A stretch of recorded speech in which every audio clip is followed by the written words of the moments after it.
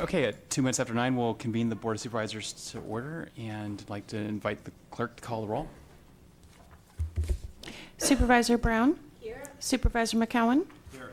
Supervisor Woodhouse is absent by prearrangement. Supervisor Hamburg? Here. And Chair Jurdy? Here. And I'd like to ask the CEO if there's any additional information. Thank you, Chair Jurdy. I received notification this morning that Supervisor Woodhouse is on leave until November 3rd, 2016. Okay, thank you. I'd like to invite Rosanna Barrett to lead us in the Pledge of Allegiance.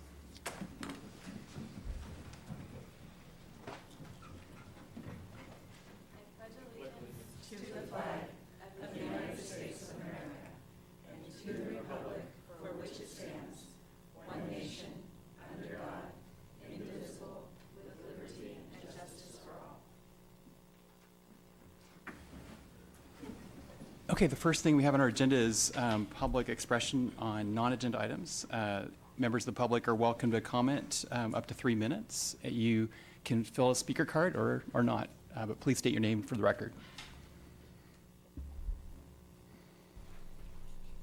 Good morning, Chair Jardy, Supervisors. My name is Roseanne Ibarra. I'm here to formally introduce myself as the new Executive Director of First Five Mendocino. I also want to, as you know, First Five receives tobacco tax dollars and just invests those dollars in the county with agencies and programs that serve children prenatal to age 5. We were established in 1999 with the passage of Prop 10 in 98, but with the county ordinance that was passed. We have 3 seats on our commission that are county reps. Supervisor Hamburg is one of those reps, as well as Brian Lowry. And today you'll be voting on fulfilling our commission with our 9 commissioners. So I look forward to working with all of you in furtherance of our strategic plan of improving parenting and reducing substance abuse. Thank you. Thank you.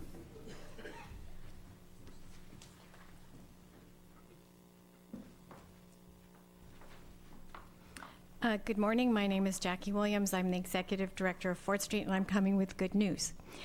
4th Street was able to attain shelter funding, the ESG shelter funding that we've had such a struggle with over the last several years. Because of the support that we've always gotten from social services, we were able to provide shelter services inland in Ukiah and apply for the funding, and so we received a $200,000 2-year emergency shelter grant. We just got the notification last week, so thank you for your support. Thank you. Are there any other public comments on non-agenda items? Okay, not seeing any, we'll go to the consent calendar. And I've been informed that item 4U has been pulled by the department. That's 4U, it was a grant application. I'll move approval of the consent calendar. I will move approval of the consent calendar. And sorry, I do want to note that we're convening on for the consent calendar as the water agency as well. Second? Mr. Chairman, I just need to note that I will recuse myself on item 4L. Okay, any comment on the consent calendar? Okay, vote by the button.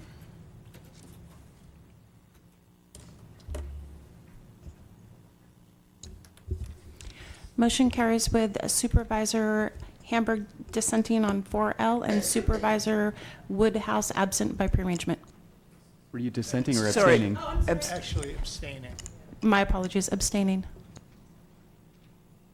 Okay, next item is item 5C, which is discussion and possible action regarding a presentation on the 2016-17 emergency winter shelters, including possible support and direction on funding as submitted by the Health and Human Services Agency, Adult and Aging Services, in collaboration with the Homeless Services Action Group.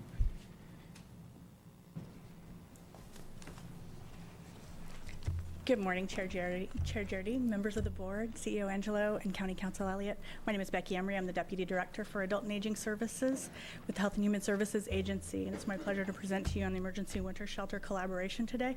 We're going to start with a story presented by Maya Stewart on our homeless, from a homeless individual's perspective.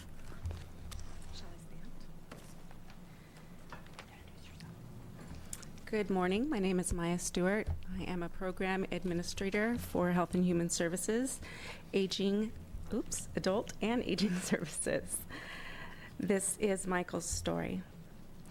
Working hard and enjoying his job as a certified butcher, being homeless never crossed Michael's mind. He spent most of his adult life working, visiting his parents in San Francisco each Sunday. I loved every minute of my time as a butcher, Michael shared. I got my college degree and became a certified butcher and went all the way through to the final stage of managing. But when his mother became ill, Michael made the decision in his 50s to move closer to his parents. Just 3 months later, she passed away, followed shortly by Michael's father, who had been diagnosed with cancer. I would work split shifts as a janitor so I could see him every day, said Michael. I took care of his bills and helped look after him. He was in a lot of pain. When his father died, Michael moved back to Ukiah. It's where I'm from and where I want to spend my remaining days, he explained. I had several job interviews, but it always went to someone else. I understand. I was almost a pensioner. You always remember your firsts. My first date, my first job, and my first night of being homeless. I was out of money and had no place to go. I had heard stories of being homeless, but never thought that it would happen to me. I was cold, I was scared, and mad at myself and my parents. I couldn't believe this was happening. Michael was at a loss for what to do next and ended up sleeping rough on and off for 5 years. Michael learned about the Buddy Eller Center and went there often. He also learned how to survive on the nights he could not stay at the shelter by doing things like stuffing newspapers in his clothes, making sure he slept with his back to buildings in the bushes to block the wind, and trying to keep out of trouble.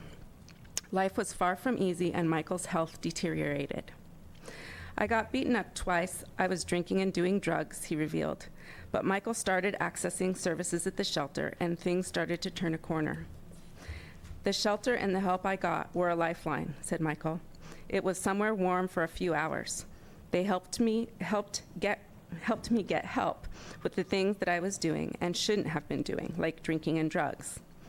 Eventually, shelter staff gained Michael's trust and convinced him to work with outreach workers.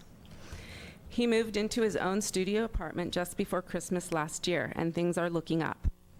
Now I'm right on top of my bills. I look after myself, said Michael. I get a flu shot once a year. I love cooking. I make myself a nice beef stew. That's the thing about being a butcher. My mother always said I would never starve. My advice for others in a similar situation? Find somewhere safe, under cover to sleep. There are places to go to get a meal, get off your feet, and talk to someone. If I'd stayed on the street, I wouldn't have survived. The shelter saved my life. Thank you.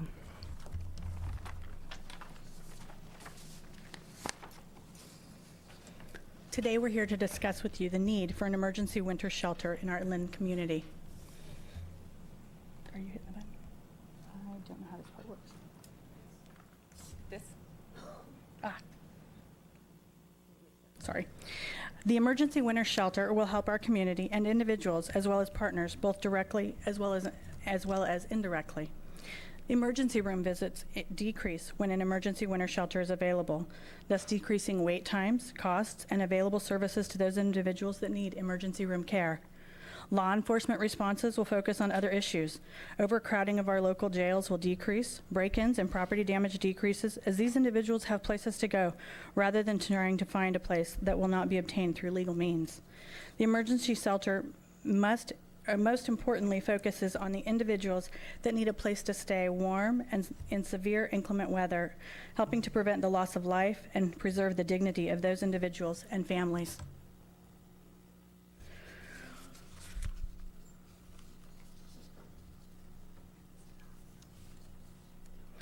Our presentation focuses on the need for an emergency shelter for the inland area of Mendocino County.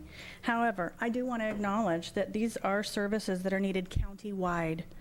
The coastal community has identified an entity in the Mendocino Coast Hospitality Center that provides oversight and facilities in collaboration with local faith-based organizations and partners to support emergency winter sheltering. However, they continue to face challenges with funding for these services and much-needed supports. As to the inland area, the emergency shelter services were provided for many years through the Buddy Eller Center.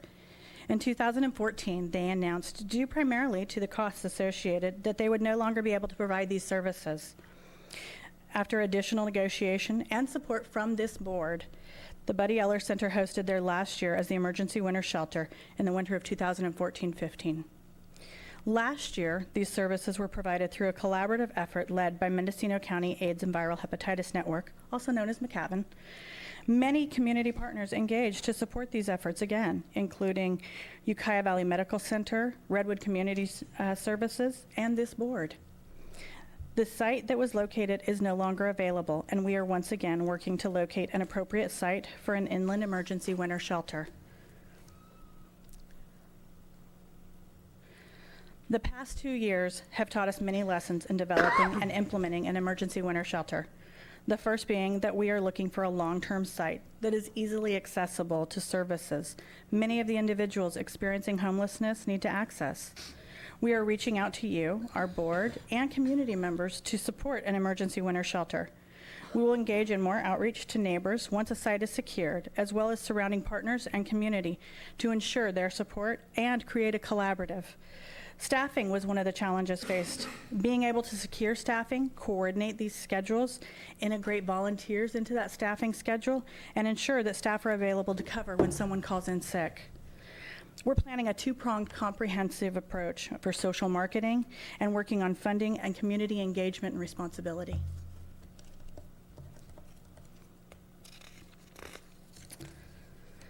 Mendocino County and community partners have engaged through the continuum of care in the point-in-time count in both 2015 and 2016. The data from these counts shows clearly that the individuals experiencing homelessness is rising. The individuals accessing services increased. 23 more individuals in this past year are accessing homeless services in the inland area alone.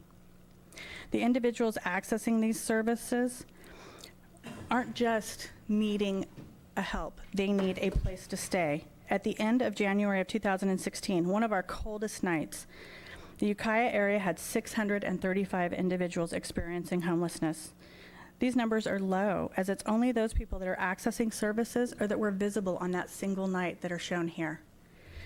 And while the shelter capacity for the night was 48, as it shows, over the 4 months that the emergency winter shelter was open last year, they served over 174 different individuals stayed there. Michael's story shares the need for an emergency winter shelter. People accessing shelter need your help. McCavan, Ukiah Valley Medical Center, Health and Human Services Agency, and the City of Ukiah, as well as several community partners, have partnered to bring an emergency shelter into being. Health and Human Services Agency has committed to increasing the support for the Fort Bragg homeless community by adding $10,000 to the Mendocino Coast Hospitality Center contract, pending your approval. We've hired an extra help person, Maya Stewart, who you've met, to research and develop potential funding streams to offset the 16-17 shelter costs, and to look for sustainability options and plans for emergency shelter services so that we're not returning each year. We are engaging with partners in support of sheltering plans and looking to set up activities that will engage our community. Ukiah Valley Medical Center is committed to this effort as well and is providing $10,000 to help with these costs, in addition to partnering in the front-end work. The City of Ukiah has reviewed their budget and has also committed $30,000 to supporting this effort. Not our usual line of service, the emergency shelter is still a necessity for Health and Human Services and our community. It's why we are combining funding and why we're moving forward and asking you for your support. Even with these supports, the collaborative efforts that we face have many challenges, and specifically funding. Last year, there was a deficit absorbed by McCavan of almost $10,000. We realize that there needs to be a concerted effort to reduce any possible costs, as well as the access to additional funding. And we're asking you, the board, to support this effort on behalf of Mendocino County. We're asking for $60,000. That would be the last funding to come. It would be $50,000 for the Inland Emergency Services Shelter and $10,000 to go to the Mendocino Coast Hospitality Center to help offset their costs as well.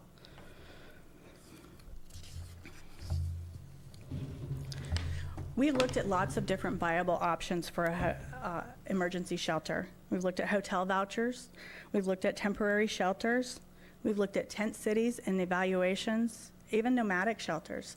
And while we have estimated costs shown here, the options and the viability for these situations each faces its own challenges. And the most viable option that we've evaluated is an emergency winter shelter. There are challenges with that. Funding, site permitting, our lead agency for our shelter. But these are obstacles that we feel as a community and a collaborative that we can overcome. We are engaging in discussion with partners for these obstacles and challenges. To address the outreach, we are continuing to recruit and hiring. We'll be looking at addressing hiring and processing of scheduling for new staff once that's secured. We have a plan, but we need your help to make it happen. We need your support and engagement. Here is a list of the people that can be directly contacted with questions regarding this entity. Our ask of you is that you review the budget and allocate up to $60,000 of the general fund. We recognize that it would be the last source of funding to come to this event, or to this, would be the last source of funding to support the emergency shelter effort. Thank you. Thank you. Do we have any questions about the presentation? Supervisor McCowan? Thank you, Mr. Chair. If you go back to page 8, funding. Certainly.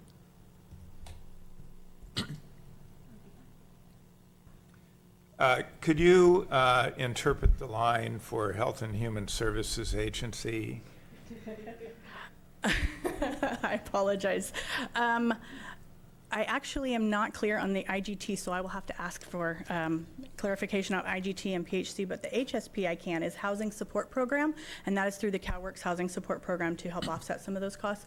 Those, I can tell you that those 3 funding sources are the funding sources that we're looking at specifically to draw funding from to see if we can add additional funds to the emergency shelter. I believe is an intergovernmental transfer, and the PHC is because that comes through Partnership Health of California, which is our Medi-Cal provider, like the managed care Medi-Cal provider here. So that's, and our new director, Tammy Moss-Chandler, knows all about IGT. And the intergovernmental transfer is from to? That is what we will turn to Tammy for. Let's see how many people know little pieces of this. I apologize. Has it ever been said the funding streams are complicated in HHSA? I believe I've heard that before. Good morning, Chairman Jarity, members of the board. Tammy Moss-Chandler, Director of Health and Human Services. So IGT, Partnership Health Plan of California, actually is the funder of the street medicine programs through some of their collaborative grants right now. So they're actually a partner already in this funding to serve homelessness in our community. Partnership Health Plan of California also has been a partner with Mendocino County to facilitate intergovernmental transfers. And we're in the process of discussing with them the possibility of using some of our designated reserve through IGT to help support the shelter this year, and looking at what the ongoing likelihood of that is in future years. So it's currently a funding source we have right now that we have in reserve, and we will be coming back to your board once we find the decision of if that request is a viable funding use. So it's still not completely clear to me the source of the intergovernmental transfer funds. Is that related to Partnership Health, related to the grant? Intergovernmental transfer funds are funds that these particular intergovernmental transfer funds are funds we've already received through our partnership or collaboration with Partnership Health Plan of California. They come through federal Medicaid dollars as a match with local governmental tax dollars. We've used our local health realignment dollars to facilitate that intergovernmental transfer, and we use those funds for approved projects that are approved by the Partnership Health Plan of California board. And then for the sources of funding on that line, are they maxed out for this purpose, or is there a possibility of accessing additional funds through those different programs? So they're under a bar right there called requested, because they are not, because we are in the process of requesting them right now. We haven't received approval yet to use those funds. So there are funds available totaling more than $60,000, and we're in the process of receiving approval for those. So they're requested at this time. My understanding of what Becky Emery and Ann Mulgard have put together with this funding proposal is that the Board of Supervisors would be the funder of last resort, and that's why we're on the bottom, that our hope is that we can actually secure other funding sources, and that the funds that you've set aside could continue to be used for projects like the tiny house project and other projects that are committed to, and that we would seek these other funding sources to fund the emergency shelter this year. But we, at this point, don't have that solidified yet, so we may still need to come back to your board for some of the $100,000 that you've set aside to address homelessness this year. But again, with that hopefully earmarked to continue the tiny house project, and that we'd use these other funding sources for the emergency shelter. Thank you, but it sounds as if then the request through these identified funding sources is for a total of $60,000, which does leave 60. So my question really was, could you be asking for more than 60 through those identified funding sources, or do you feel that because this may be somewhat novel, that's the most you could reasonably ask for and then provide a match to it? Yeah, I think you need to explain the slide. So at this time, that really is the most that I think that we could probably request based on the allocation of the funding from to other sources already, based on our grant and our applications that we filed. Now, just to be clear, if Health and Human Services is able to secure that $60,000, we would not be coming to the board for the $60,000 listed below. It would offset those costs. Okay, so then the total amount that you're looking for inland is 90,000 rather than 140. Is that what you're saying? No, that's not what I'm saying. What I'm saying is this slide does not reflect the total amount. It reflects what has been secured and what we've requested already from various partners, or what we are requesting from various partners. It does not include everyone that we've requested. Since this presentation was completed, we've also are requesting from other community partners, and will be filing applications still. So that hasn't, it does not reflect the entire budget for the emergency winter shelter. Thank you. And just one more, and the big question, and perhaps we have people in the audience who can answer this, but the funding allocation won't mean anything unless the site is secured. And I know that the coastal shelter protocols are pretty well worked out. They have an ongoing system there with people who are going to participate, entities who will participate to make that happen with really minimal funding. But the struggle inland has both been to find a location and find an administrator for it. So again, hopefully we'll hear more about that from the public unless you have a ready answer. I can tell you that we are entering discussions with community partners for that, but it hasn't moved forward with any confirmations yet. I would certainly defer to other members if they have more information, but my understanding is that we haven't secured a site nor a lead agency at this time, but we are working to do both. Mm-hmm. The request for funding would be to secure those because, as you know, you have to have the money in your checkbook before you can spend it. Mm-hmm. Thank you. Absolutely. Supervisor Hamburg? Becky, what is the date on which we would hope to open this winter shelter inland? Certainly. Our proposed dates at this point, if we are able to, would be to open November 15th and run through the end of March. Mm-hmm. And again, that will be based on funding and being able to secure a lead agency in site.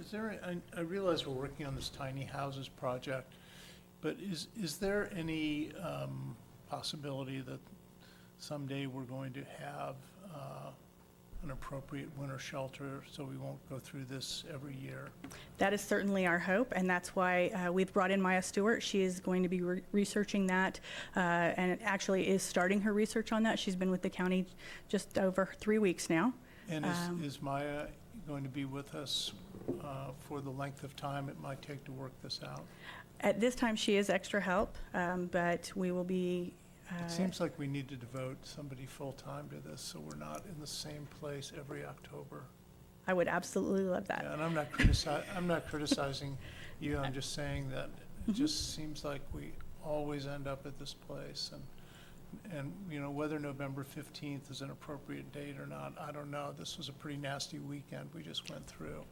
I agree, and what I will say is that as to Maya's efforts, we've definitely had support from both Tammy Moss-Chandler and Ann Mulgard to bring her in. So this was a new effort and very exciting. She's already completed a tremendous amount of work, including the presentation today, and we are very hopeful for the outcome of the work that she does do as far as a sustainable plan. And can you provide us with a quick update on tiny houses? Unfortunately, I can't. I'm not involved with that project, but I'm certain that there are others that can. Maybe somebody in the audience can. Because it was a year ago that we allocated those funds, or 11 months ago. I'm just wondering if there could be a brief project update. Supervisor McCown? Thank you, Mr. Chair. Well, I'd just like to underscore Supervisor Hamburg's concern about, devoting some resources administratively to this. And I think Maya Stewart is full-time on these issues. Is that? At this time, she is full-time, yes. So for at least this 6-month window, we do have a full-time commitment of staff. Yes, we do. Thank you. Okay, I think we're going to open up to public comments. Thank you.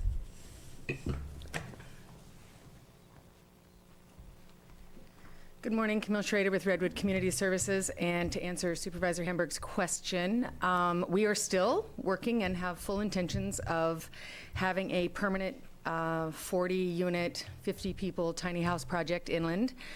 However, it's been delayed a year.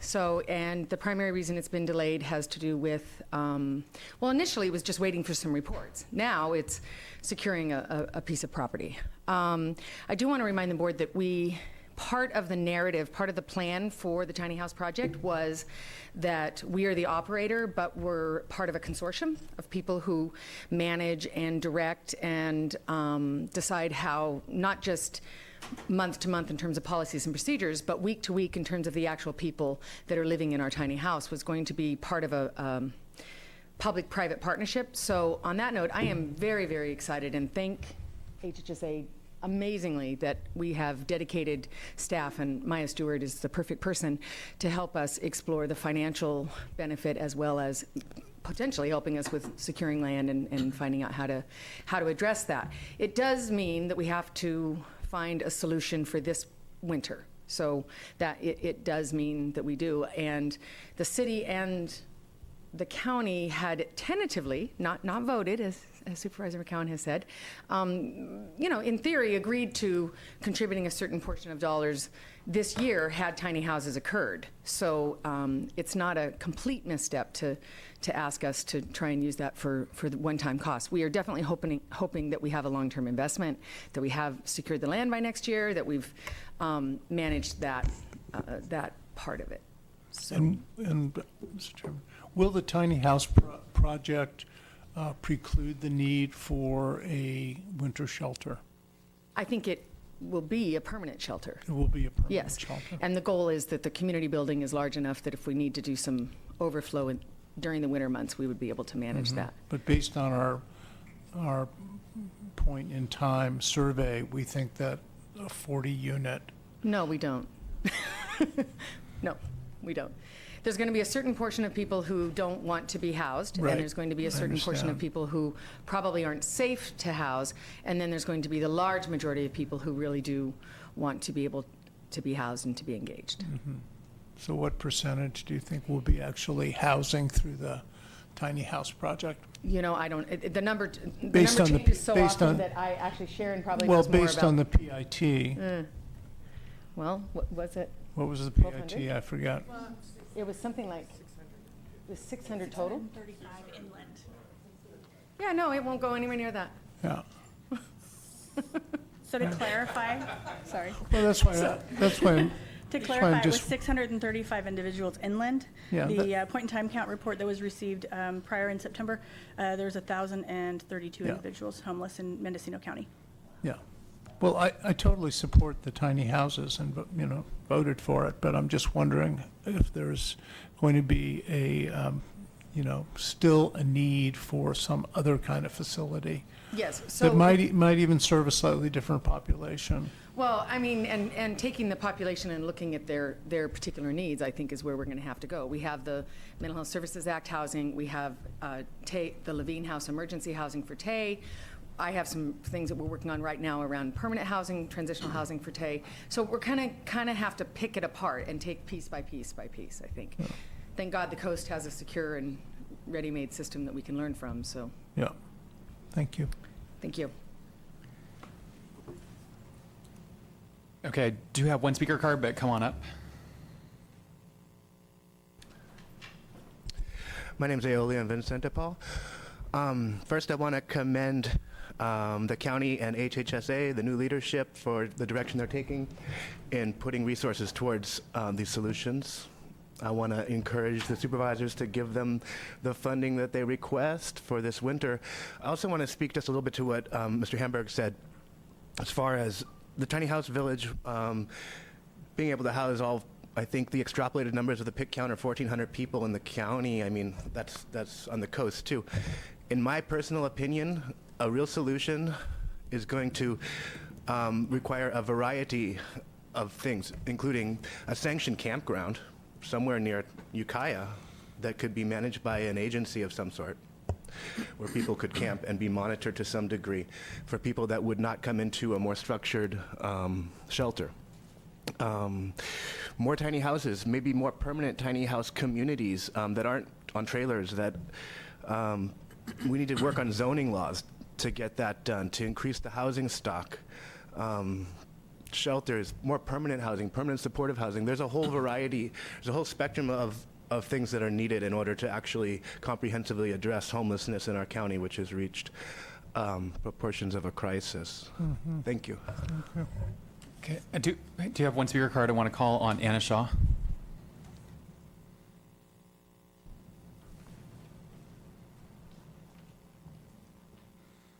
Hello. Hi, I'm Anna Shaw. I'm the Executive Director of Mendocino Coast Hospitality Center. Thank you for the opportunity to speak to you today. So, off at a tangent, first of all, we have some great news about a grant as well. We received, along with RCS, the non-competitive portion of Emergency Solutions Grant, which is 2 years of funding towards rapid rehousing, which is a housing first model.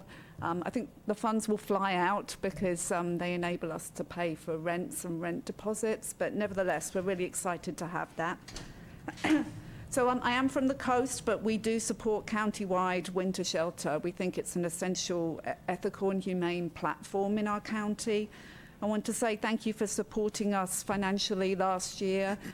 We do have a secure shelter model on the coast, but the funding is always fragile. Our permanent emergency shelter relies on us to fundraise 60% of the cost of running that shelter every year, year in, year out. And although we've done that successfully for 30 years, nevertheless, every year it's a stressor. And without your funding, the emergency weather shelter on the coast simply won't happen. So the weather shelter is over and above the permanent shelter. We call it a rotating shelter model. We open on a weather trigger, and we were able to liberalize that last winter, which made us excited. And we open when it's 40 degrees or below and or wet. And I want to give a huge shout out to the 7 faith communities that hosted that shelter last year. So those were the Mendocino Coast Jewish Community, First Presbyterian in Fort Bragg, St. Michael's, Trinity Lutheran Church, Grace Community Church, Mendocino Presbyterian, and Coast Christian Center. That was the first year that Coast Christian Center had joined this program. So this winter coming will be the 9th year of the extreme weather shelter on the coast, but it's also the 9th year of us scrambling up funding for this program. We believe in this program because it's the humane and ethical thing to do to bring human beings in from the rain. I actually love this program. I enjoy the beginning of the season when we first see the first wet guys, because it's the men we take to the churches, arriving at Hospitality House for food and a shower and to check in first before we drive them to the host community, and being able to see dripping wet human beings come in from the cold and know that we have a safe place to put them is just wonderful. Also, as has already been said, this program reduces ER and law enforcement costs, so to me it seems like a win-win. Last year, of the nights available in the 6 months for us to be open, which were 154, we were open for 87 nights. We served 140 individuals, and those 140 individuals used 1,720 nights. So that was 1,720 nights that an individual got to stay indoors instead of out in the cold. Last comment, just to add that although it's the men that we take to the faith communities, we do also house women and children. We can usually fit the women into Hospitality House, but if necessary, we also buy motel rooms. Thank you. Do we have any other public comments on this item? Hi, I'm Sharon Govern, Redwood Community Services, and I just wanted to say, although Redwood Community Services is largely focused on starting the village, we also are lending support to the winter shelter and really would like for you to grant this funding. We assisted with last year's shelter, and it is extremely important, and as Libby had reported, as 175 people were trying to get into the shelter all winter. So we will lend a hand, although mostly our focus is making sure that we get this off the ground with the village for next year.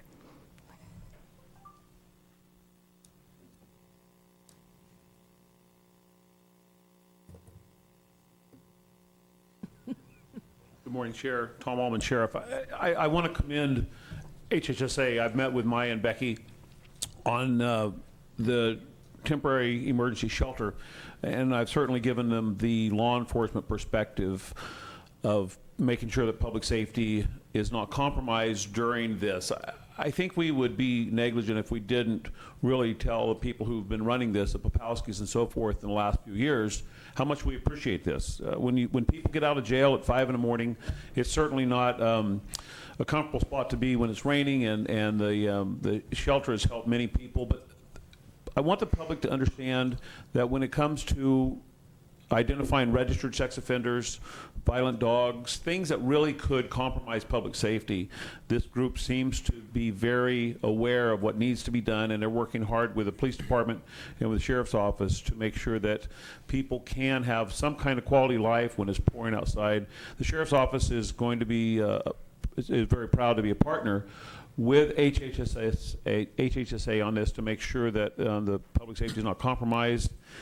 And I would assure the public that if there was any information that we had that told us that in the past this wasn't a good idea, I would be up here telling you this wasn't a good idea. But this is a great idea, and we're Mendocino County. We stand up to help those less fortunate than us, and I'm really proud to be a partner with this group. Thank you very much.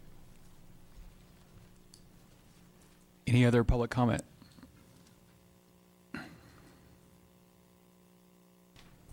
Thank you, Libby Guthrie, Executive Director McCavan.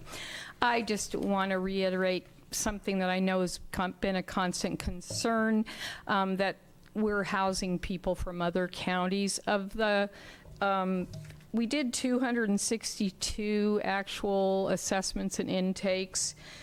207 of those people were chronically homeless. We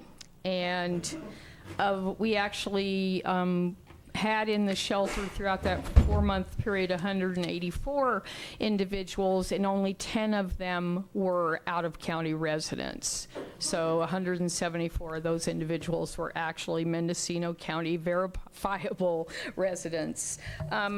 Many of those folks were also people people who held housing vouchers. But in our community, and we're, really trying to address this as a collaborative community project at this point, is they didn't have any place to lease up.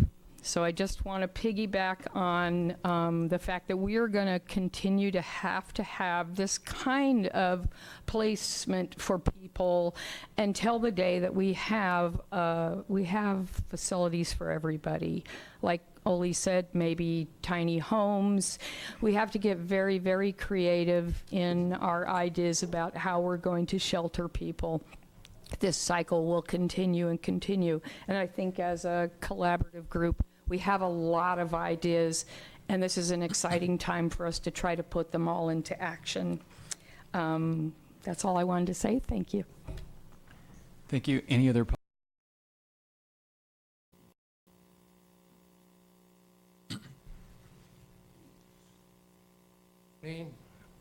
Thank you for the opportunity. I'm Terry Moyer with NorCal Christian Ministries. I wanted to speak in support of the emergency winter shelter. Although our ministry is primarily focused on day shelters, we want to stand with this group in support of that, and I urge you to consider that. Thank you.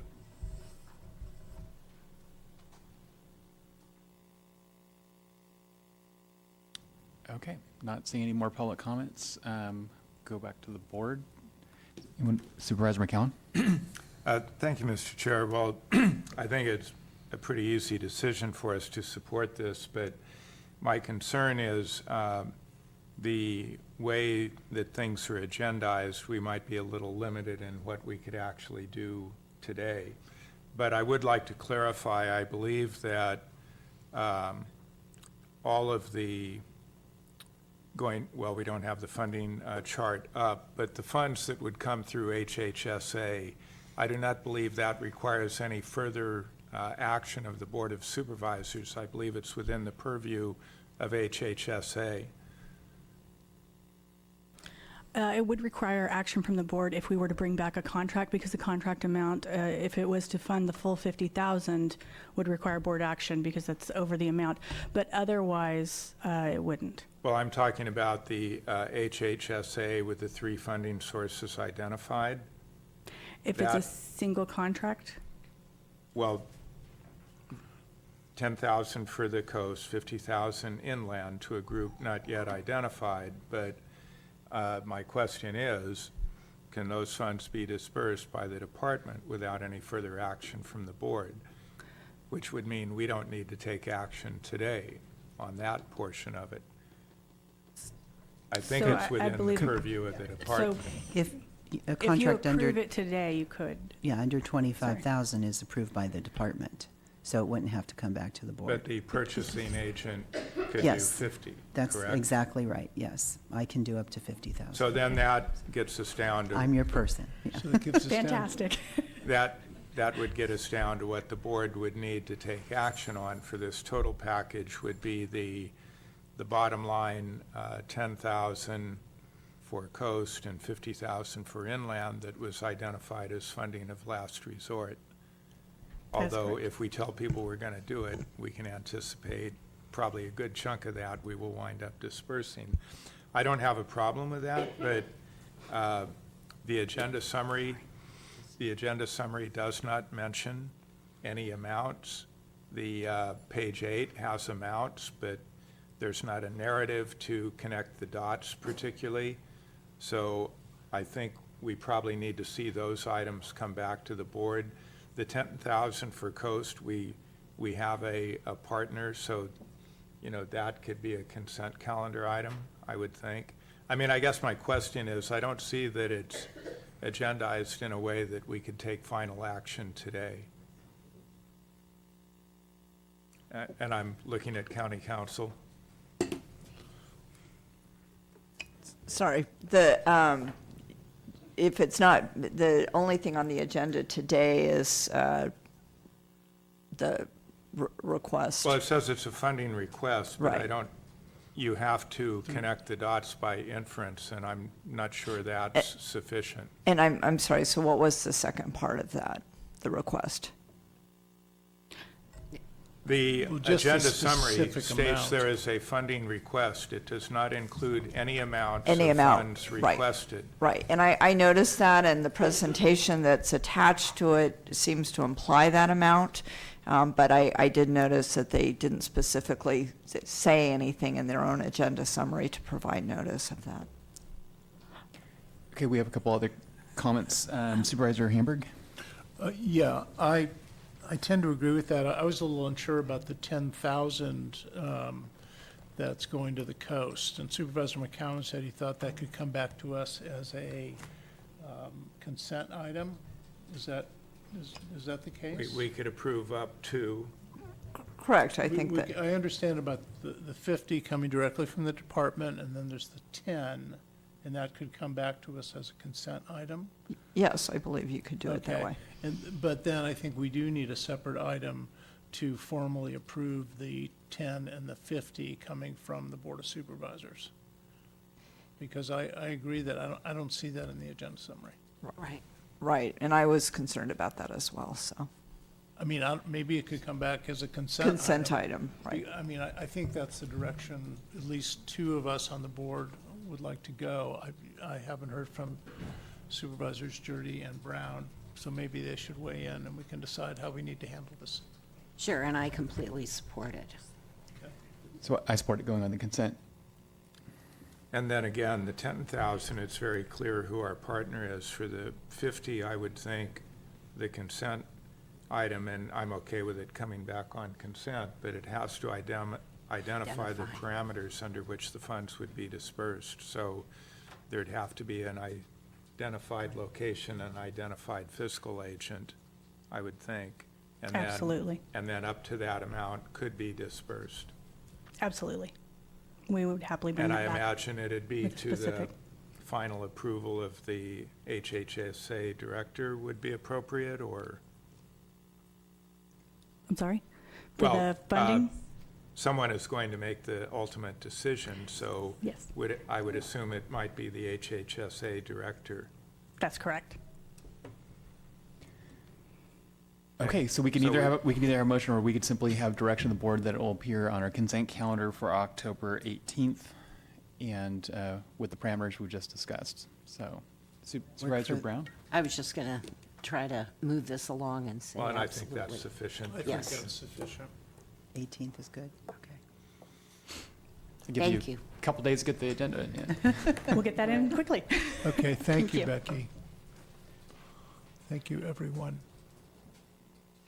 Yeah, so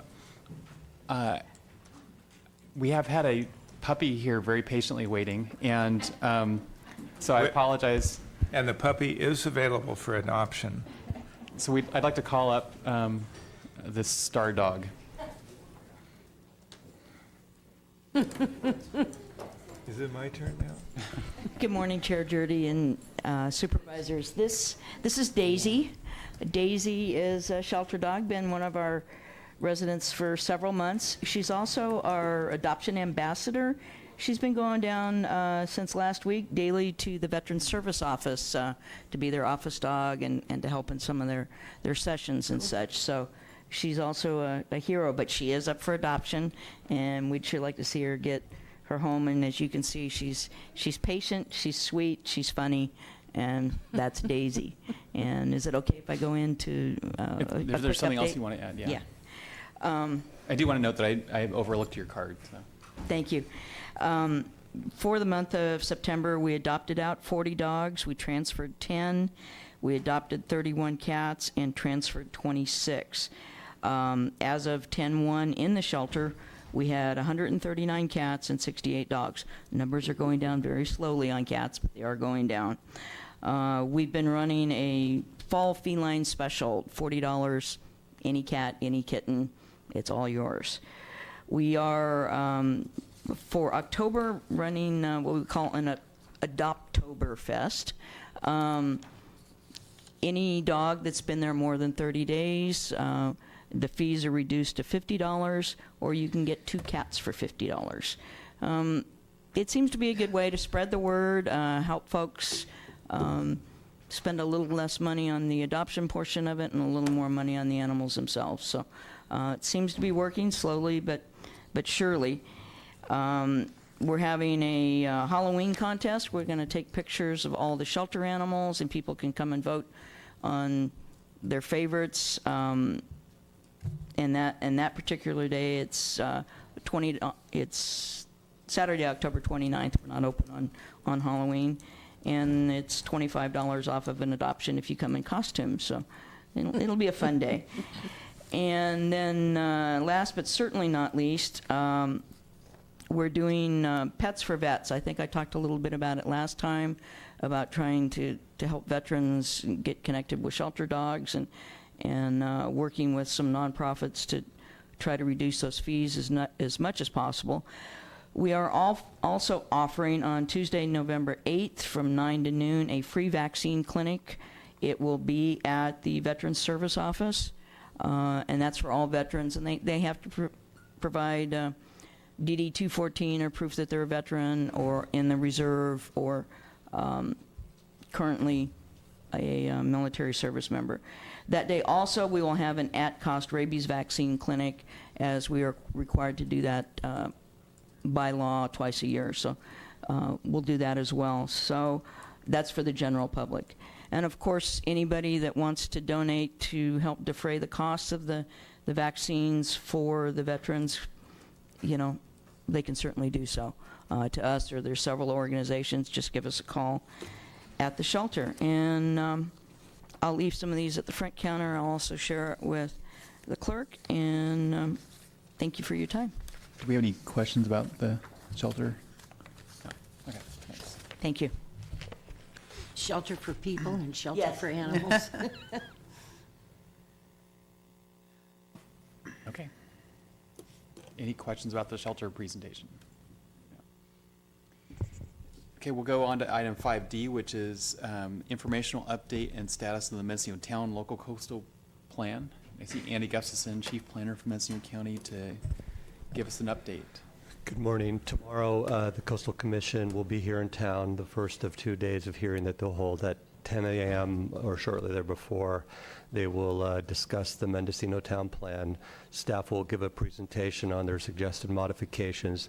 These are preliminary modifications. They're soliciting public comment. There'll be an opportunity tomorrow for the public to speak directly to the commission, and also for staff and any member of the board that wishes to do so to introduce yourself. There may be comments or questions that come out of the Coastal Commission. I plan on being there for that meeting to be available. Otherwise, once after tomorrow's meeting, the Coastal Commission will schedule a date for a meeting in the future after your board or the ad hoc committee has opportunity to fully review the suggested modifications that are being presented tomorrow and comment back as to which of those changes will be acceptable or not. The dates of the Coastal Commission meeting will be dependent really upon when we are able to come back to your board for discussion, if that's what the board directs us to do with these modifications. Right now, the earliest date that we anticipate coming back would be the December 6th meeting. December 6th here. Yeah. Okay, Supervisor Hamburg? Well, I think what's going to happen tomorrow is that sometime before 10 o'clock, they're going to call the Mendocino Town Plan, right? And it will continue until sometime around noon. Have they allocated 2 hours to it, or have they allocated the afternoon to it? That is my guesstimate, that they'll have 2 hours of discussion, depending on how many the public. And will this be the staff of the Coastal Commission reporting to the commission? Correct. On their 135-page report? Correct. Yeah, and I know you've read that report word for word, and I would like just to hear a brief summary of what their principal concerns are with our plan at this point in time. Certainly. Does it continue to be water and visitor serving? Those are 2 of the 5 issues raised. Visitor serving facilities, there's a fundamental concern about the amnesty that is the current policy to legalize the I'll say unpermitted or units in town. The other issue regarding water is the commission is asking for some other mechanism in our review process of a coastal development permit or development review that is in addition to the MCCSD review of water connections in town or wells being issued in town, kind of a safety trigger or check and balance. The third issue has to do with the recommendation on the the fire district's rezoning of their property. Commission staff is recommending that it not be redesignated or rezoned to public facilities, that it remain in the open space designations, primarily for the opportunity in the future as development occurs, that wetland protections can be put into place. And let's see, that's 3. 4 would be, there's, the town plan currently has a cap on the number of rooms, in visitor serving rooms in town. What they're recommending is that that cap not be fixed, but rather that it float in relation to the number of dwelling units that could be constructed in town. If more dwelling units are built, the cap could conceivably rise above the current limit. Based on the ratio that we've established? Correct. And then finally, the rezone, I call it the yellow house. It's the property immediately north of Village Market, which was suggested to be a type of split zoning where the property owner could elect which way to go with the district, depending with the actual development of the property, depending on what type of development comes forward in the future. The commission is suggesting that that not be allowed to be floating in that manner. They would like it to fix in one zoning district or another, and they're recommending a mixed-use type zoning. So those are the principal issues that they called out. Is this the yellow house just north of Mendoza's? I'm sorry, Mendoza's, yes. Thank you. Or Harvest, yeah. We have not really had the opportunity to dive in word for word into the report. We do have full edits of the document, which in strikeout underline form show us not only these substantial issues, but also the what are hopefully minor modifications or clarifications. There was one other matter that they called to our attention that they're recommending more of a structure, change in structure, how we organize our permitted and unpermitted uses in our zoning code, which is a formatting type issue more than anything. That really summarizes the key issues that they've raised that we are, in their staff report, that we are aware of at this time. Supervisor Brown? Thank you very much, Chair Jardy. So the call to order, 9 a.m.? Yes, it is. And Bob Merrill of the North Coast office suggested it would be interesting to come early because often public expression provides an opportunity or window into other issues that might be out in the coastal zone that'll be communicated, so I intend to be there at the start. The item is scheduled for approximately 10 a.m., so like this board, when it actually, the board or the commission gets to it will depend upon the preliminary items leading up to that 10 a.m. time. And then the report that Supervisor Hamburg mentioned and that we've all been going over is available on the Coastal Commission website, so the public can go to that report. And I think actually some were letters of comment, and then I think it's 12 or 18 pages of the Coastal Commission staff report that everyone can look at. Yeah, and it is a link. We don't have the full document copied on our website, but we do have a link to their agenda, which makes that document available. Mm-hmm. And Andy, do you expect that this will be kind of a staff filibuster? I mean, will staff take up the time making the report, or is this more of a free-flowing between the commissioners and the staff? I anticipate the focus of tomorrow will be providing staff an opportunity to really introduce the commission to this town plan update in a formal way, and then after that to hear public comment. They will not close the public hearing, but continue it to a date uncertain, and at that future date, there will be a revised staff report that reflects potentially changes that come out of the comments that the commission has heard, not only from the public, but from us, from the board, which will be then the basis for the final recommendation. Right now, we're looking probably at a February date earliest with the commission to come back. Thank you. Okay, Supervisor Brown? Thank you, Chair Jurdy. So the bulk will be heard on Wednesday and most likely start at 10 a.m. or maybe a little bit earlier. Correct. So they will be here until Friday, I believe, or Thursday afternoon. They have a 2-day meeting here. Their agenda was shortened, so they will be here Wednesday, Thursday. Okay. And I did cancel my dentist appointment, so I'll be there to hear the gavel go down. I hope it's more pleasant. But the Thursday items are likely not specifically having to do with the town plan. But there is one other, I think, for Mendocino Coast. Yes, and I'm not aware of that item. I'll check. I know we have some items that have been on appeal, and I'm not certain that they have been brought or readied for this particular meeting, but I'll check that. Okay, yeah, I'd be curious about that because I do have to go to Santa Rosa on Thursday morning. I would expect that this town plan update will be limited to Tuesday morning and not spill over. Wednesday morning. Excuse me, Wednesday Right. morning and not spill over to Thursday. Yeah. Thank you. Thank you. Okay, thanks for the update. Any comment on the Mendocino Town Plan?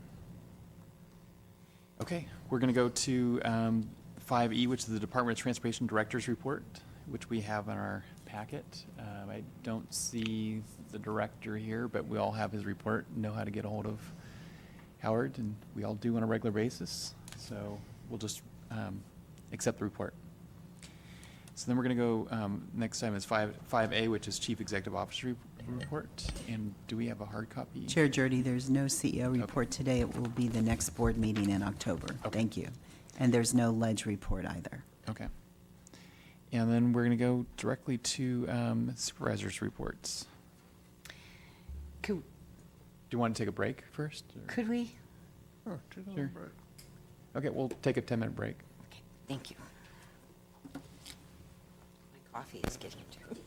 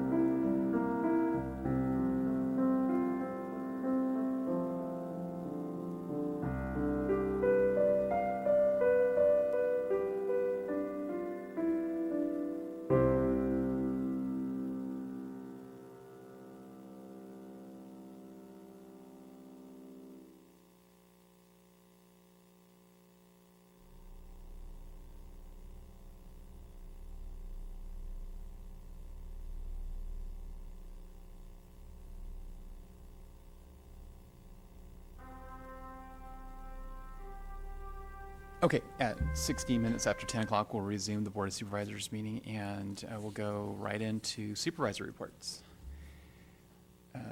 Supervisor Brown. Got to turn my mic back on. Thank you very much, Chair Jurdy. First, I would just like to announce that maybe you've already heard that PG&E is beginning the process for the relicensing of the Potter Valley Hydroelectric Project. It's the pre-application procedure now, and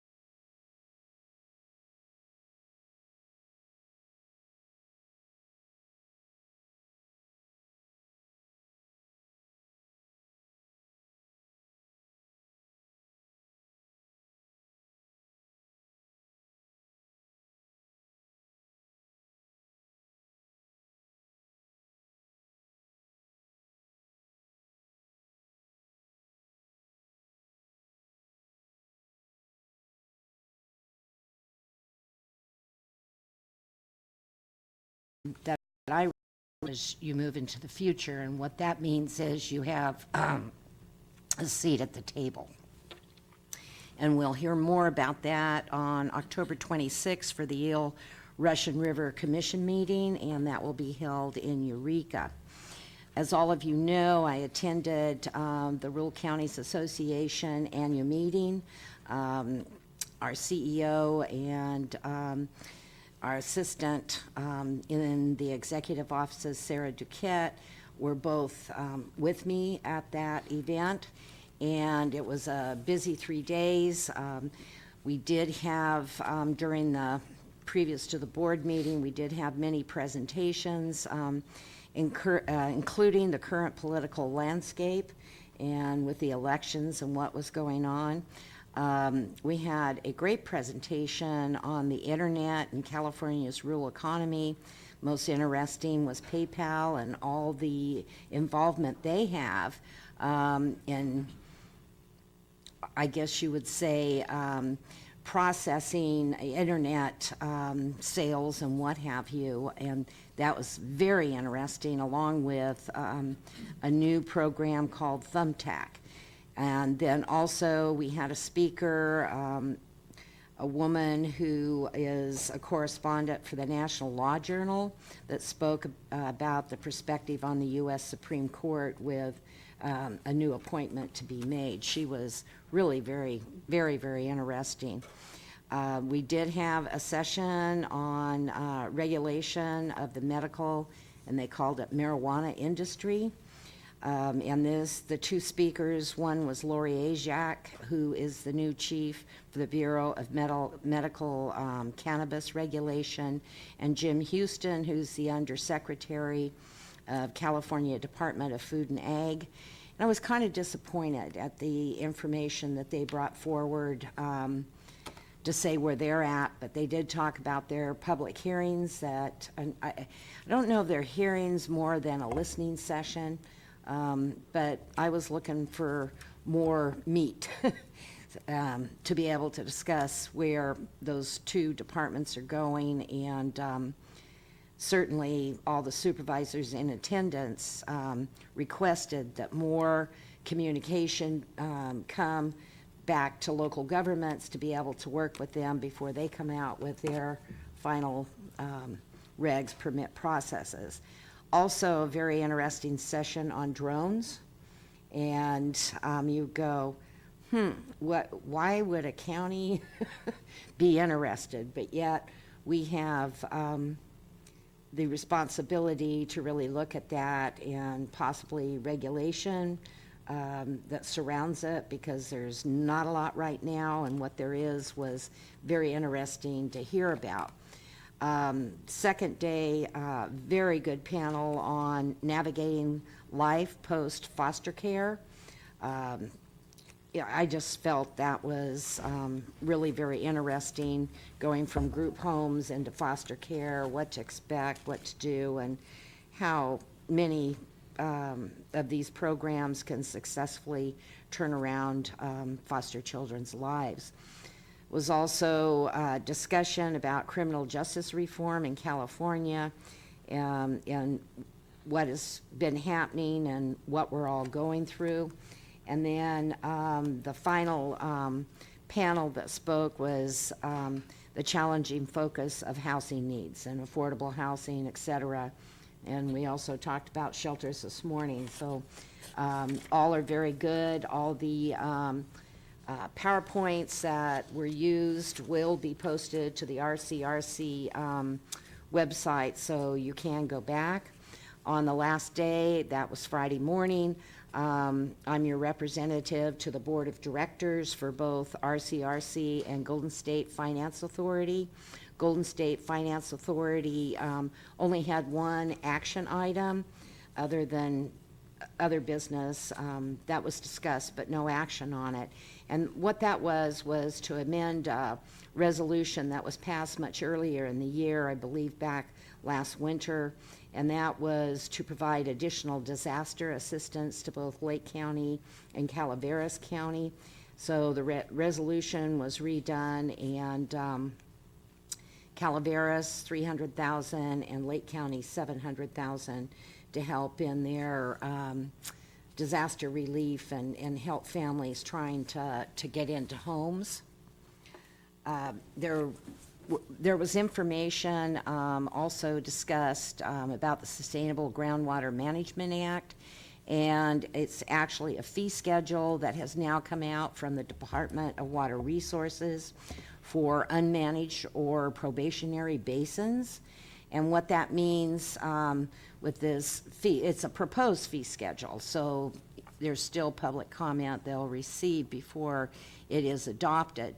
But the unmanaged or probationary is if a local basin that is designated as medium or high priority does not form a groundwater sustainability agency, then the state will come in. And so they're setting a fee schedule if they have to come in. It's also if a GSA is submitted to them and they don't approve it, then you're on a probationary period if you don't follow through. So it could be several, maybe nobody files, the county is notified, and under the law, the county is the last resort for coming forward to get it done. So that was interesting information, and I'm saving that for our next SIGMA meeting that will be coming up towards the end of October. It is important to, and I appreciate all the donations to the basket. The total amount raised for charities in the county of the chair, John Villegas, was Glenn County, and we raised $41,517. And that will be divided between 2 food banks and also a domestic violence shelter. And actually, he had tears in his eyes. He was so excited for them because all 3 of these nonprofits had really, really struggled. The board did adopt the meeting schedule for 2017. We also talked about the Cal Enviro Screen 3.0, and that's how they allocate money to communities, and this has to do with greenhouse gases and global warming. And rural counties just can't take advantage. It's some of the funds from the cap and trade because of this type of criteria that they have set up. They have proposed a new version, not much better, and really the number one is clean air. So if you have clean air, you can apply. It addresses more the screening of applications received is for underserved communities, And they also had within their criteria pollution coming in from Mexico. So there was only one rural county, I think it was in the entire state, that can take advantage of this funding, and that was Imperial County because of being so close to the Mexican border. All the rest of the counties are more suburban, San Joaquin, where we know they have air quality issues. But bottom line is, RCRC is really engaged, and they're going to be submitting the written comments, requesting them from other rural counties that are a part of the association. And they're also going, their staff is going to develop a media campaign to raise the level of awareness of how flawed this tool is in order to grant funding for projects in counties like ours, Humboldt, Del Norte, Trinity, Lake, and also Sonoma and Marin can't take advantage of it. The board took two other actions, and on Proposition 57, that's the Governor's Criminal Justice Initiative, they took a no position on that initiative. And also on Proposition 64, which is Control, Regulate, and Tax Adult Use of Marijuana Act, they took no position. So that was it for the Board of Directors meeting, and the three of us made it home safe, and actually we made really good time with Carmel driving. And we laugh because we always say, Carmel driving miscarry. Chair Jody, if I can make one comment on Supervisor Brown's report regarding the cannabis session. I asked the question about the hard and fast date of 2018 for the state, and the response was that they are still committed to that date of 2018. However, when Lori Ajax was here, if you recall last year, and Supervisor McCowan, you were there at the cannabis summit that we had. She was 1 week on the job and didn't really know anything. I would say that she didn't have much more to say last week. And I think that there's so much for the state to do around the cannabis regulations that they're just inundated. And they're really focused on, as Supervisor Brown had talked about, really focused on the stakeholder meetings. And they have not been here. Ag has been here, but Lori Ajax and her team has not been here or to Humboldt. So it's an interesting process to watch, and I think that for us, there is a great benefit in spending more time letting CSAC and RCRC know that the counties need to be more involved. And they are working for us with the state on this. But I would really like to see more involvement at the local level, because we will be stuck with whatever the state does. Thank you. Supervisor McCowan. Thank you. Well, based on this report, and also based on the meeting that was held in Ukiah, I think a little over a month ago, with all of the state agencies represented that will be responsible for developing and implementing the state regulations, although they've now had a full year to know that they have to do this, they're not even out of the starting blocks. There's no evidence that they have any real clue of what they are doing, and that's a huge concern.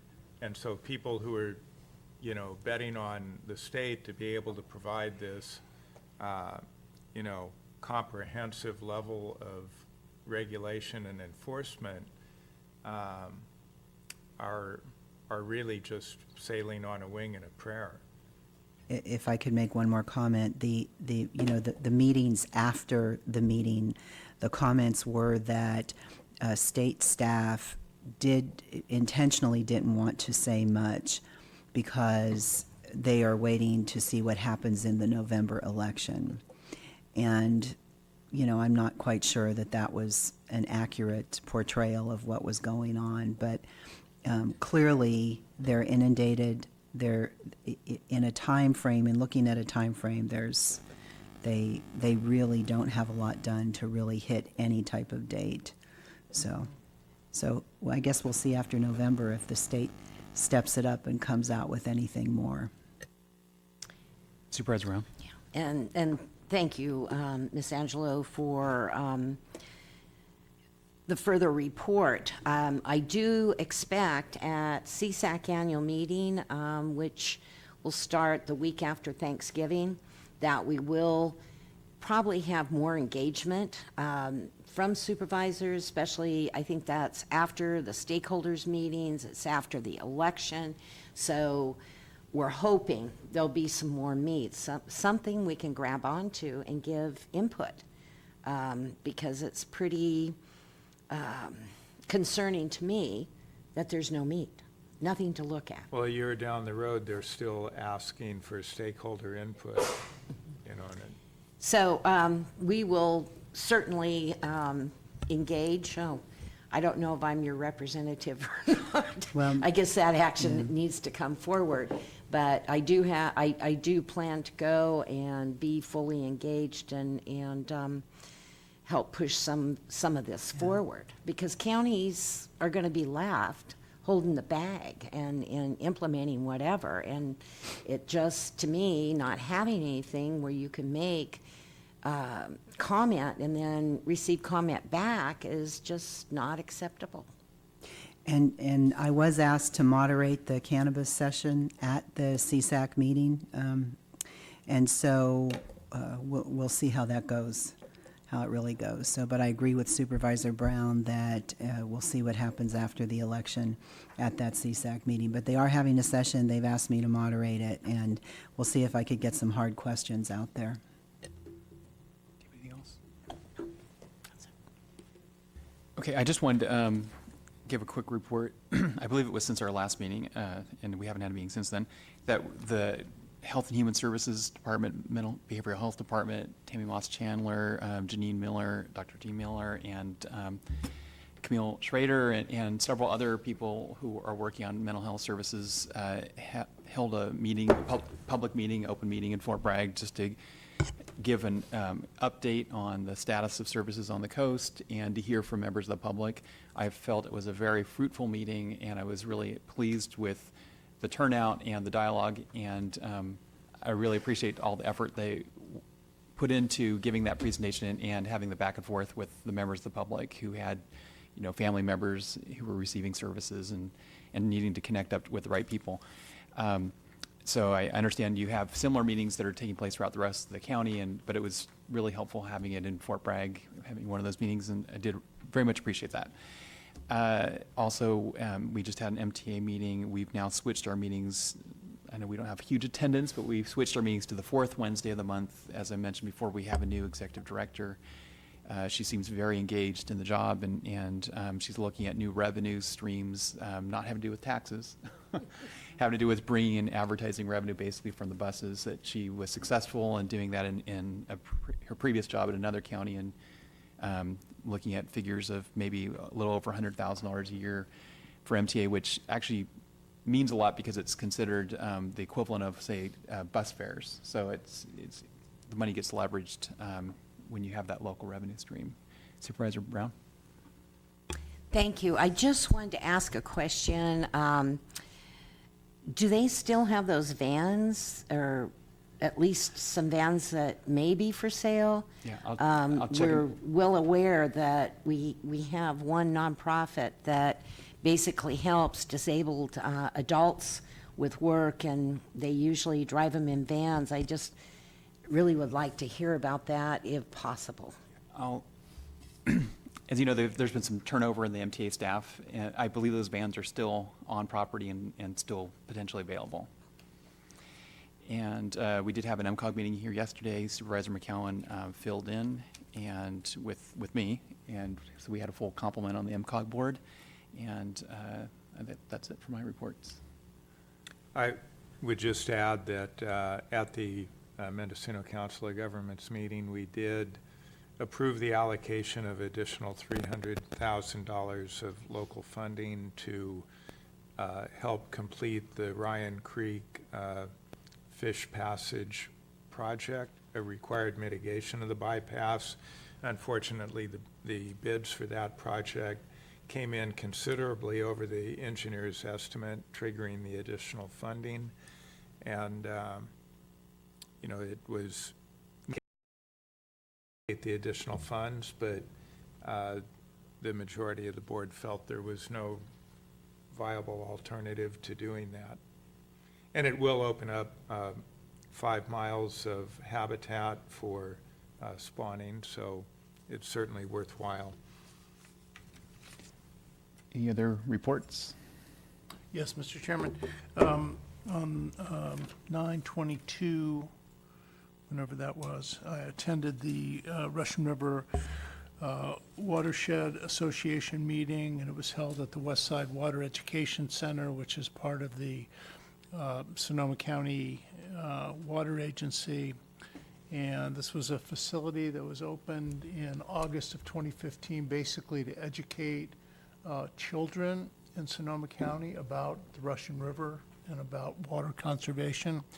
While we were there having the meeting, there were, I don't know, maybe 30 or 40 kids running around, outside we were in a glass enclosed meeting room, but you could see just, all the kids with their backpacks and their pencil boxes and running over to see the fish screen and running over to see the pumps. And it was very, very impressive. And they have been involved with about 3,000 kids just in this year, both going to classrooms, but mostly having kids come to the education center. And they actually have a bus that goes to the school, picks the kids up, brings them to the education center, and then takes them back to the education center. So they've really got it set up pretty well. There's a young man named Ryan Pedrati, who's the head of the education program, and he gave the Watershed Association a rundown on their very excellent programs. So it was really, took a bit to find the place, which is at the corner of Wohler Road and West Side Road. And if you're not really up on the back roads of Sonoma County, you can have a few moments of trepidation, like where the heck am I and what direction am I going in and am I ever going to find this? But sure enough, we did find it. We had a good meeting.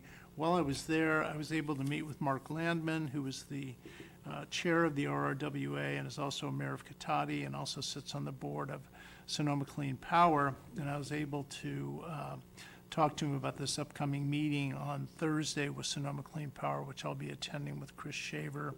There did seem to be a little bit of a hiccup with Gary Wysocki, who is a member of the Santa Rosa City Council, who was trying to diminish the weighted vote that Mendocino County would get on the board. I think we've been able to deal with that proposal, particularly because, and I just learned this on Tuesday morning last week, we now have all 3 of our incorporated cities on board.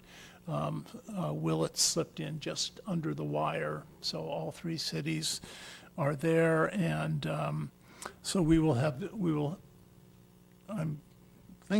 pretty sure we will have 2 seats and we will have a full weighted vote. Now, the weighted vote, as you know, only comes into play when there's a controversy about a certain item, and then, they have this, instead of voting based on the number of delegates that you have a weighted vote. So instead of, Mr. Wysocki was pushing for Mendocino County to perhaps have a half a weighted vote, and there wasn't even support for that on the Santa Rosa City Council, nor on the board of the SCP, but that may come up on Thursday, and Chris Shaver and I will be there to just make sure that the board knows that that's not the way we want to start our relationship with SCP, and I have every indication that that's going to go our way.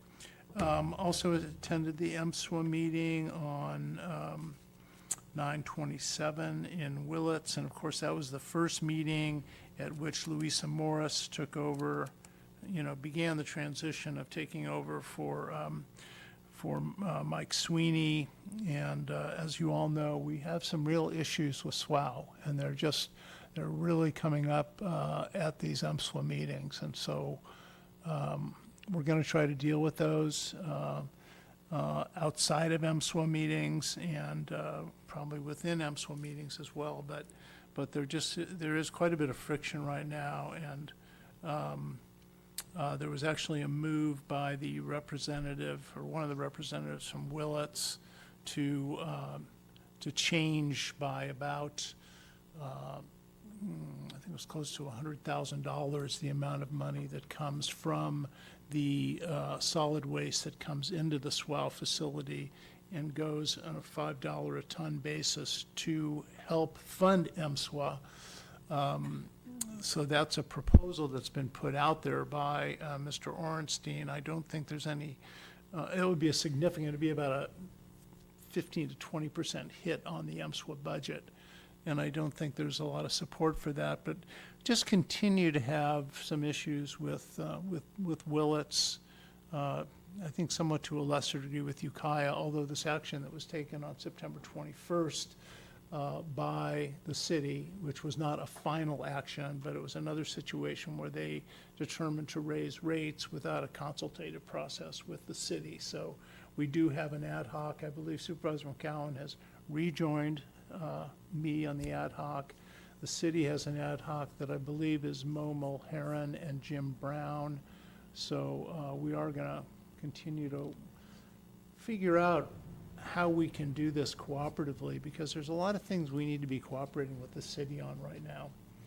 And it doesn't help when things go sideways the way they seem to on the 21st. But I was relieved to learn this morning, and maybe Supervisor McCowan knew this already, that was not a final vote. It was more like an indication of direction. But even that, it seems to me, should have included some notification to the county, to MSWA.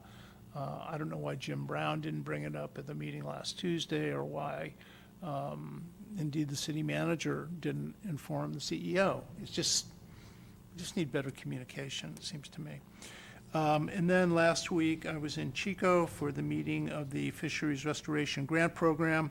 I went instead of Sarah Duquette, who was stolen away by Supervisor Brown to go to RCRC. But with a lot of help from Chris Shaver and Sarah, we actually ended up doing really well in terms of funding of our projects. There was $14.5 million at stake.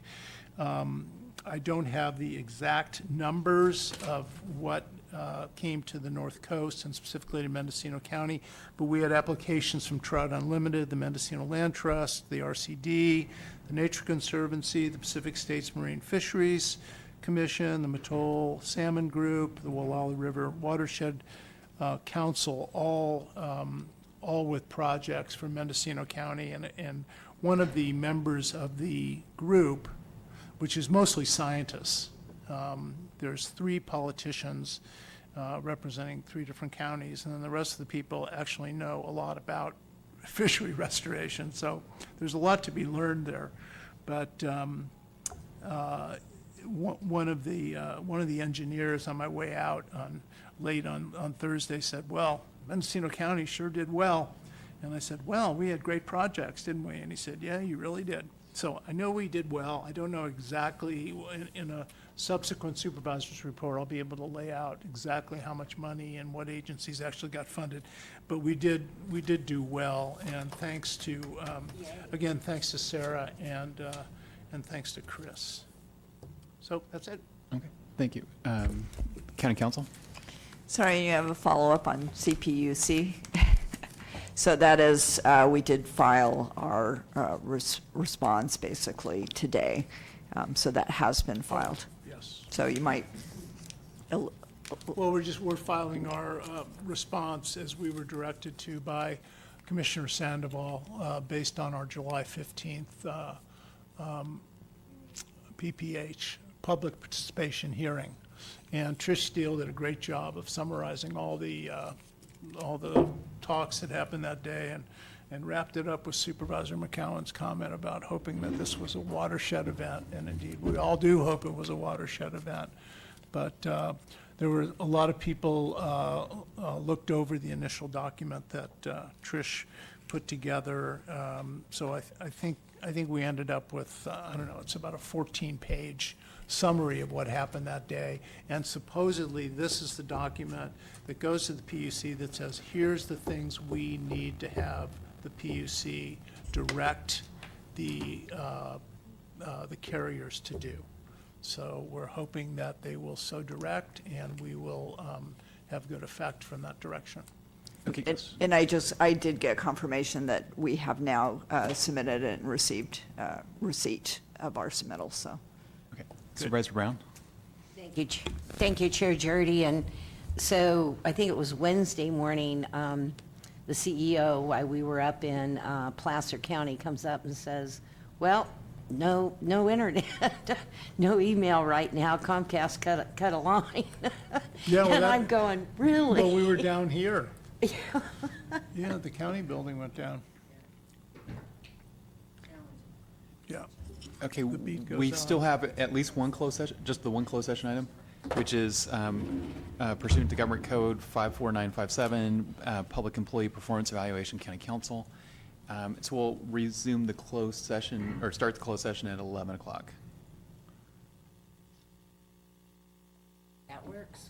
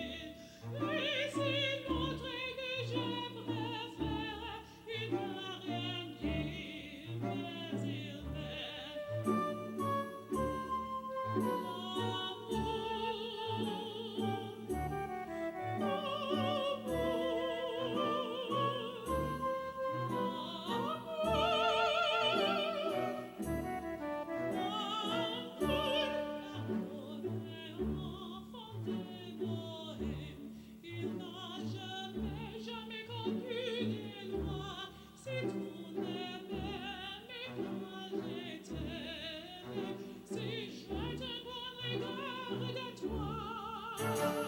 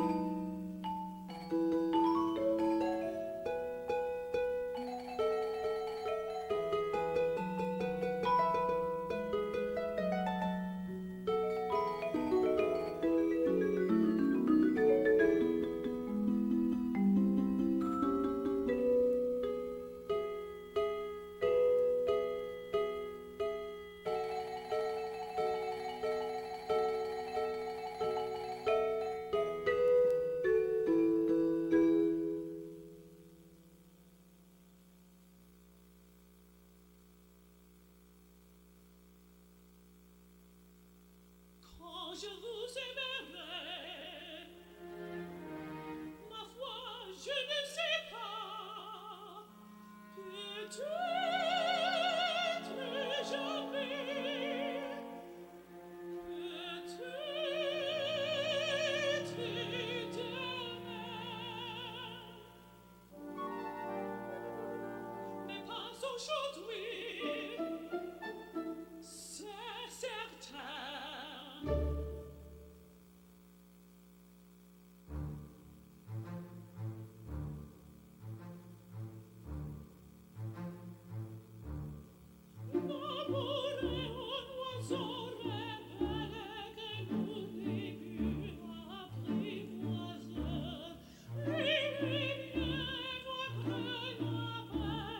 lui convient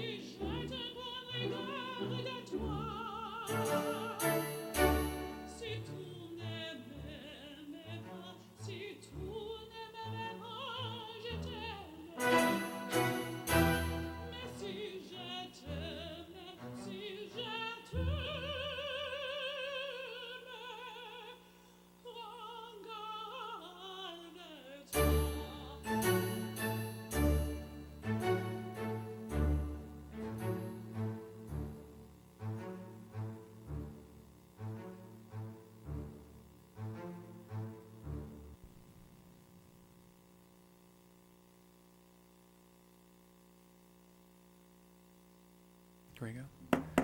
Okay, at 1:54, we're going to resume the board meeting in open session, and we just had one item in closed session, which was review of county council. We concluded that item, and we'll now adjourn at 1. The report out is that we concluded the evaluation of the county council. And so now at 1:55, we'll adjourn today's board meeting.